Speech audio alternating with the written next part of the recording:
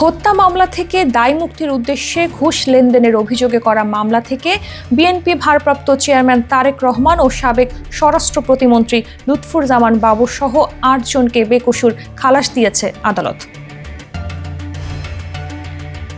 বৃহস্পতিবার বিশেষ জজ আদালত ৩ এই রায় ঘোষণা করেন। মামলার অভিযোগপত্রে বলা হয়, বসুন্ধরা গ্রুপের পরিচালক ইঞ্জিনিয়ার সাব্বির হত্যা মামলার আসামি সাফিয়াত সোবহান সানভীরকে দায় মুক্তি দেওয়ার উদ্দেশ্যে ২১ কোটি টাকা ঘুষ গ্রহণ করা হয়।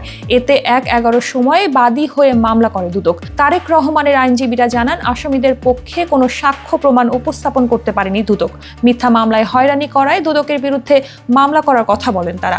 এ রায়ের মধ্য দিয়ে তারেক রহমানের দেশে ফিরে রাজনীতি করতে আর কোনো বাধা নেই বলেও জানান তার আইনজীবীরা। বিচারিক আদালতে তারেক রহমানের নামে আর কোনো মামলা নেই। ইঞ্জিনিয়ার সাব্বির হত্যা মামলায় ১/১১ সরকার একটা অন্যায়ভাবে মামলা করেছিলেন জনাব তারেক রহমানকে বাংলাদেশ থেকে জোর করে পাঠিয়ে দেওয়ার জন্য, অর্থাৎ যাতে তারেক রহমান রাজনীতি করতে না পারে।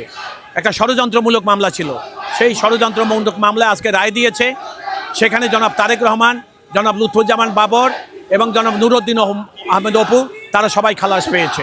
বিচারিক আদালতে জনাব তারেক রহমানের আর কোনো মামলা নাই। শুরু থেকে শেষ পর্যন্ত এই মামলাটি ছিল একটি কল্পিত অভিযোগের মামলা, যে মামলাটির সাক্ষ্য প্রমাণে ১০০ আসামিদের সপক্ষে এসেছে এবং সরকার পক্ষের বিপক্ষে গিয়েছে। অত্যন্ত বিচক্ষণতার সাথে স্বাধীনভাবে নিরপেক্ষভাবে আজকের মাননীয় আদালত বিচার বিশ্লেষণ করে সকল আসামিদেরকে বেকসুর খালাস দিয়েছেন। কেননা মামলার যেই অনিয়ম, দুর্নীতি বা লেনদেনের অভিযোগ, এটা কোনোভাবেই প্রমাণিত হয় নাই। শুধুমাত্র রাজনৈতিকভাবে হেয় প্রতিপন্ন করার জন্য তৎকালীন ১/১১ সরকার এবং তার পরবর্তীতে ফ্যাসিস্ট সরকার এটিকে অব্যাহতভাবে রেখে জাতির সামনে তাদেরকে হেয় প্রতিপন্ন করেছেন। সেই কারণে তাদের বিরুদ্ধে সেই তৎকালীন অ্যান্টি কারাপশন এবং যারা ওইটার পরিচালক ছিলেন তাদের বিরুদ্ধে উপযুক্ত ক্ষতিপূরণের মামলা দায়ের করা হবে এবং তাদের বিরুদ্ধে আমরা উপযুক্ত আইনগত প্রতিকার গ্রহণ করা হবে।